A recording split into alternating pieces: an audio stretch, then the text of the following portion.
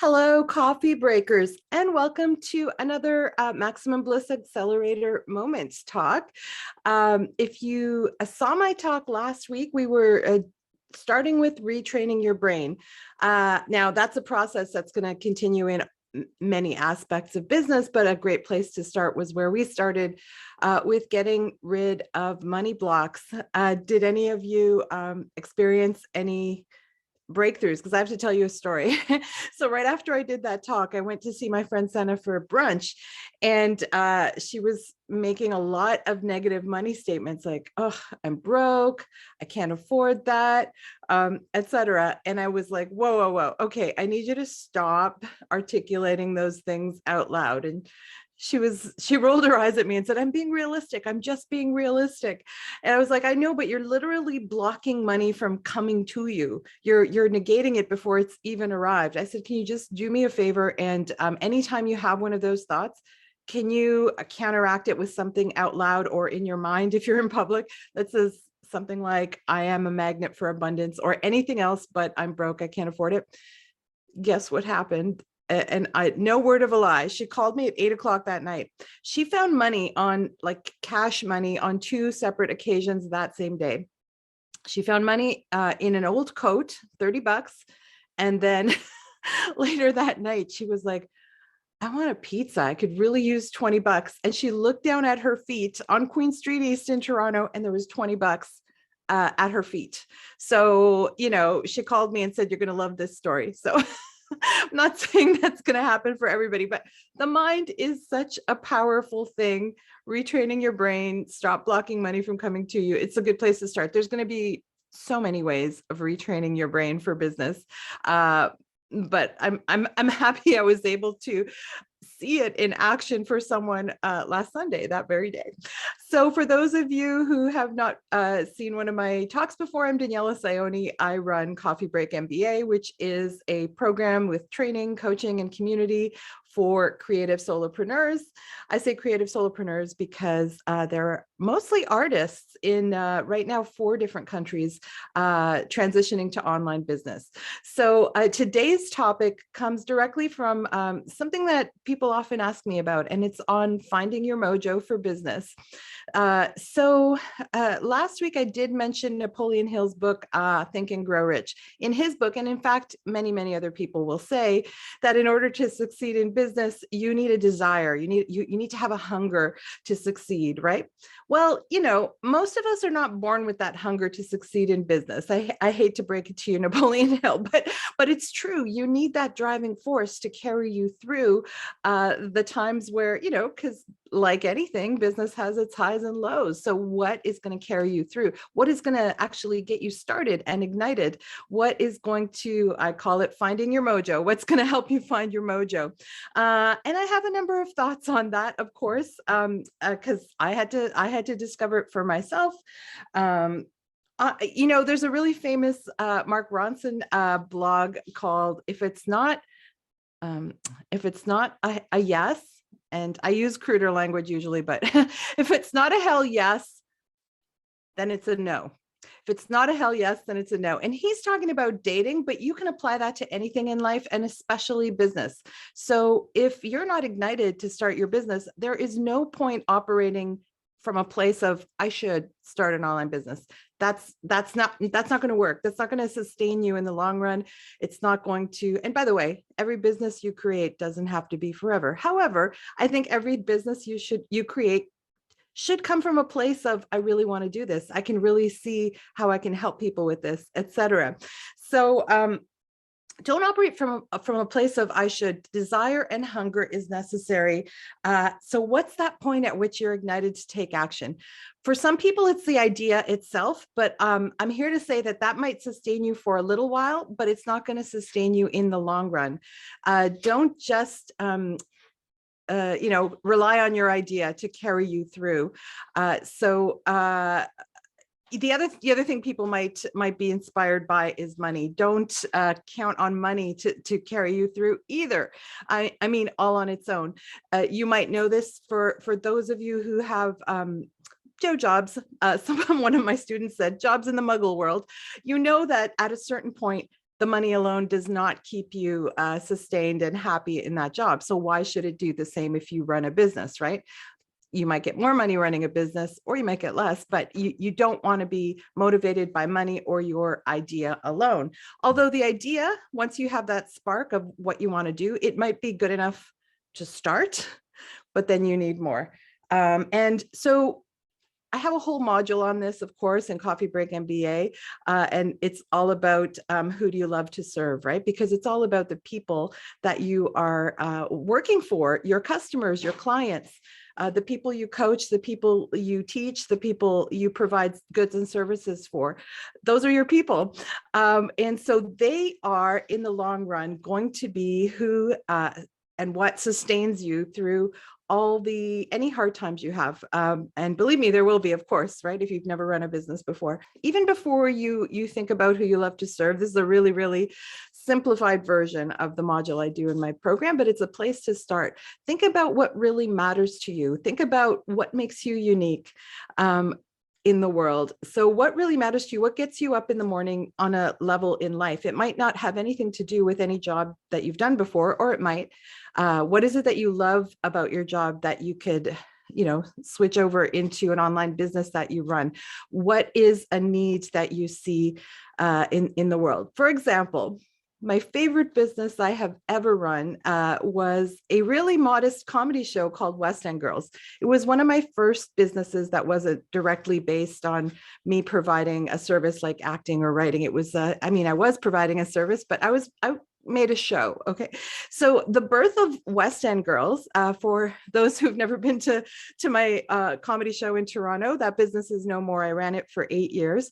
It was born of a very big need. In fact, it was born of my anger. It was born of anger. Can you even picture me being angry? But it's true. I started out in comedy quite late in life. And the first thing I realized when I got out there in the rooms is that there wasn't a lot of stage time for women in Toronto at the time. And when I say there wasn't a lot of stage time, if you went to one of the major clubs, if they programmed a female, there would be one. On an amateur lineup of 10 to 20 comics, you might see one, maybe two female comics. It was bizarre. I was seeing it over and over again. Just like, in the other industry that I spent most of my life in, which was the film business, where you could see a lack of women and people of color in a lot of the roles, right? I was seeing this on comedy stages, and it was really pissing me off. So I decided to do something about it. And I decided to, with very little experience as a comedian, by the way, I think I started my show within months of starting stand-up. I started a show. I found a venue. I bought a light system and a sound system. I did the advertising, figured out my marketing, and ultimately found my audience. And that show kept growing and growing until we had sold out weeks every single week. Now, I ran my show like a business. And what I mean by that is I paid my comedians. So even in the early days, I would just divide any money that we got. We'd pass a hat and divide it. That was a very simple way of running my business. I would, I'd buy the headliner drinks. I didn't pay the venue, but I promised to pack the house so that they would get sales, which in fact I did. I packed the house almost every single week. Sorry, I did it. It was a once a month show. Every time I had a show, I packed the house. In fact, I packed the house so much that I eventually had to move to a bigger venue, and then a bigger venue after that. So it ran for 8 years. So for me, that anger, that need, I saw a need in the community. I saw a need for women to get stage time and for an audience to see a show led by women. So I had a formula that was 9 comics, and it would be 8 women and 1 token male comic. And it was a blatant statement to the larger clubs. And once the audience found us and people saw that there was this alternative, more and more all-female shows started popping up in Toronto. And the rest is history. We have a decently balanced scene now, which we didn't have in 2008 when I started West End Girls. So sometimes that is enough to drive you. Eventually, that business I was able to pay the comics a fixed rate depending on their slot. And I was able to charge $15 to $20 a ticket at Comedy Bar. And I was able to pay my mortgage. So I was able to pay my comedians and I was able to pay my mortgage on that once a month show. Even though it was a very modest income, it was what the value that it brought to my community and into my life was wonderful. So if I love that business so much, why did I stop? Well, sometimes in business, you lose your mojo, right? Or you can take the same mojo you had for starting, which for me was the audience and serving a need in the community. The need in the community after 8 years had been served. We had many shows which gave women stage time. A number of the comedians on my show went on to do great things. They got JFL specials. Some of them moved to the US. Some of them are on TV. Like it did what it was supposed to do. And it was great. But at a certain point in business, you want more, right? So I couldn't just sustain a business like that because it does take a lot of energy. I hosted the show. I wrote my set, hosted the show, hired all the comedians, paid them. Like it's a lot of work, right? Which every business is a lot of work, but I wanted more. I wasn't feeling a lot of gratitude from the comedians anymore. People started taking for granted but that was secondary. The audience still loved us. The audience was still coming out in droves, but I felt like I started to see that both the comedians and myself could be earning more. So even though it's not a show I was doing for the money by any means, at a certain point in any business, you want to grow. We'd hit our formula, we'd hit our limit. So I needed to find my mojo to serve that audience and to serve the comics in a way that was going to allow for some growth. So I began my next business in 2012, which sort of overlapped because I finished West End Girls in 2016. I realized that as everyone's comedic talent was growing and people were finding their voices, the level of comedy was high in Canada. Like we have a ton of great comedians that had this voice, but the ceiling, the limit of what comedians could earn, and certainly comedy producers could earn, was low. There was a limit. Unless you got a full-on JFL special or you were doing corporate gigs for one of the major clubs, then you're probably, there's a limit. But what I did understand because of my work in film and TV is that film and TV writing pays excellently, and it pays comedians especially to write comedy. And so I saw this whole community of people I loved, comedians who had this voice, and that is your gold when you're a comic, is your comedy voice, but who had no knowledge of how to translate that voice to film and TV writing. So I started my comedy.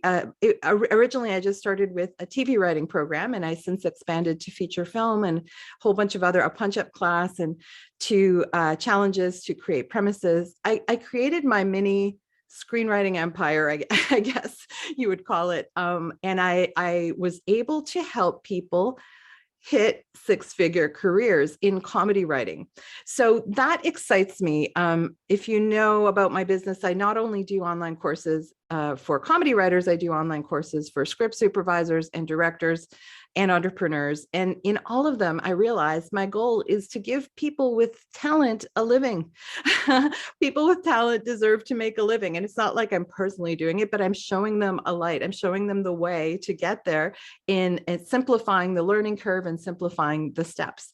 So your mojo can be one thing at the beginning. You want to see equal opportunity for female comics. That was the thing that got me going in the beginning, the anger of that. And it doesn't have to be anger. It could be excitement. It could be just you see a need and you fill the need. That's what every business is made of. Someone was telling me that their favorite entrepreneur was the creator of Nix in Canada, or Spanx is another really famous. Sorry that I don't know their names off right on the tip of my tongue, but they've made billions of dollars serving a need in the community. So if you can solve a problem that probably you've had, right? Think of a problem that you've had and who you want to help get over that problem as well, then you're going to start to see results in your business. And that is exciting. When you can help when you can change lives, that is exciting. You know, in the early days, when I say the gratitude was lost in the later years of West End Girls, in the early years, it really meant something for people to have regular stage time, you know, which they didn't have before. And after a while, it was taken for granted, which is fine. I mean, it's great. It meant that there were a lot of shows giving people stage time, but I wanted that, you know, I wanted that feel good thing. That's part of what gives me my mojo. Who you serve, I think, is the most important part of business. It's going to sustain you in the long run. It's going to, you know, help you think about exactly what decisions to make, because you're thinking of your audience the whole time. Your audience is your clients, or how I say it in Coffee Break, it's your people. Your people are what are going to get you up in the morning. Your people are who you're going to create things just to help those specific people fulfill a need. And when I say create things, business is so creative. And I know many of you know that, but I didn't know that. When I switched over to entrepreneurship, I had no idea how creative business was. In fact, West End Girls kind of taught me that. West End Girls taught me about how to market, to find your people, you know, a very small business idea like that. This was before I started any online business. This was a live show. You know, what works, you know, what, and all those days when we got rained out and there was no one in the audience and I still had to pay everybody and all that, that's part of business too. So what keeps you going? Well, I can still pay the comedians, even if we don't have an audience here to enjoy them. We can entertain ourselves and get paid, and you win some, you lose some. That's business, right? So your audience. So think about who you love to serve.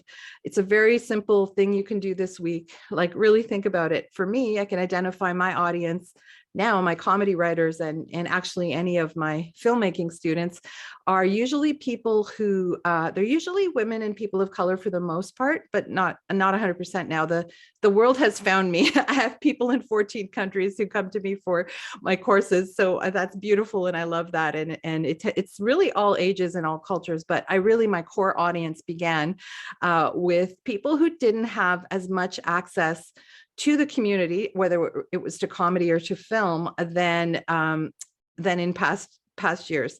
The world has changed a lot, by the way, since I entered the film business 30 years ago. And even since I started training comedy writers in 2012, it has changed a lot. There's a lot more opportunity, which is great.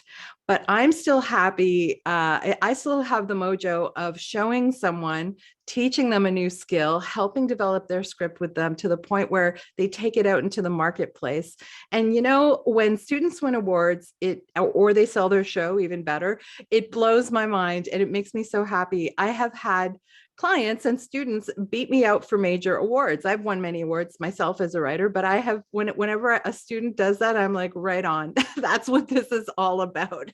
Let's get out there and show them who we are, because all my courses are about our authentic selves. So it's not like we're competing with each other. That's how the comedy show was as well. It's not like we were comics competing with each other. We were all unique people as part of a community, expressing ourselves individually. And that's what my courses became. Anyway, that's me. So the audience I love to serve has grown. It's changed. It used to be like, now it's more people, but now it's people who have a desire to be funny, to express themselves, and to connect with other creatives around the world. And even though I now also train entrepreneurs, I'm finding I have the same audience. They're all creatives who want to express themselves just through the medium of business. So I couldn't be happier in my life. I retired from my day job last year. I found my mojo. The mojo continues. I'm sure my businesses will evolve, as every business does.